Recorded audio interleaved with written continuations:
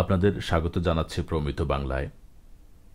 সাথে আছি আমি মাহাথির মোহাম্মদ মিজান।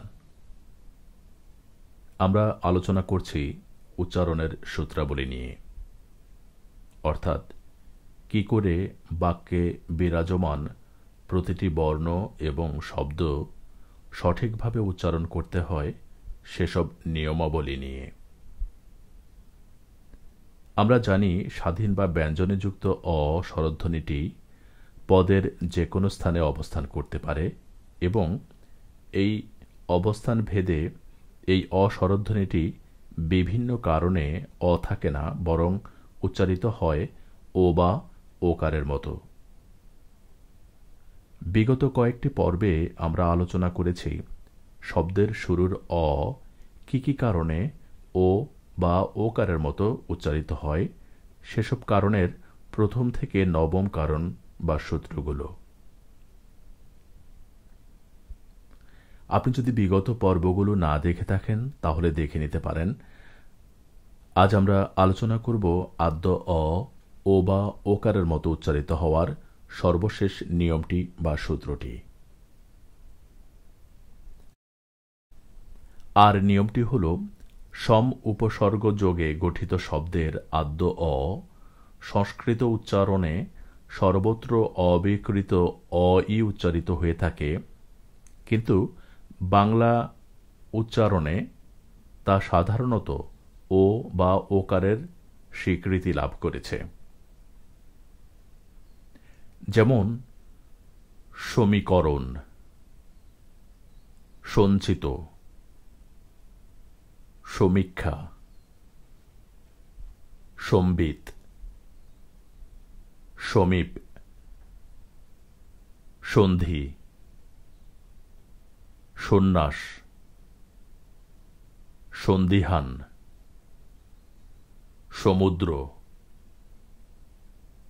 সমুদয়, সমীচীন, সমিতি ইত্যাদি। তবে সম উপসর্গ যোগে গঠিত বহু শব্দে এখনও পূর্ব উচ্চারণের প্রভাব লক্ষ্য করা যায়, অর্থাৎ বহু শব্দ এখনও সংস্কৃতানুসারে উচ্চারিত হয়ে থাকে।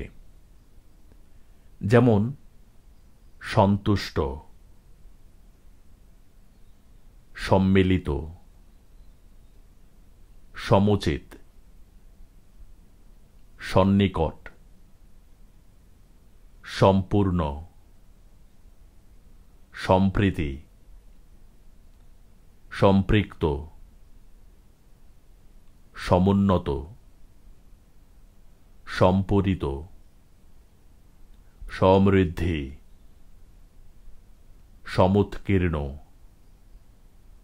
সমুত্থান, সংযুক্ত, সমুত্থিত, সন্নিধান, সমুজ্জ্বল, সন্নিপাত, সংকীর্ণ, সংখ্যা ইত্যাদি। এই শব্দগুলোর শুরুতে যে অ রয়েছে ব্যঞ্জনযুক্ত, প্রতিটি অই অ এর মতোই থাকবে, ও বা ওকারের মতো উচ্চারিত হবে না। আশা করি আদ্য অ ওকারের মতো উচ্চারিত হওয়ার সর্বশেষ নিয়মটি বোঝাতে পেরেছি। উচ্চারণের নিয়মের সব ভিডিও পেতে চ্যানেলটি অবশ্যই সাবস্ক্রাইব করতে ভুলবেন না এবং ভিডিওটি শেয়ার করে অন্যকে জানার সুযোগ করে দিন। আগামী পর্বে আলোচনা করব সবগুলো সূত্রের, অর্থাৎ আদ্য অ নিয়ে যতগুলো সূত্র আলোচনা করেছে শুরু থেকে শেষ পর্যন্ত, সবগুলো সূত্রের নিয়মের সার সংক্ষেপ। এরপর শুরু করব পদমধ্যস্থিত অ কি কি কারণে ও বা ওকারের মতো উচ্চারিত হয় সেসব কারণগুলো নিয়ে। আজ এ পর্যন্তই। সাথে থাকার জন্য ধন্যবাদ। ভালো থাকুন সবসময়।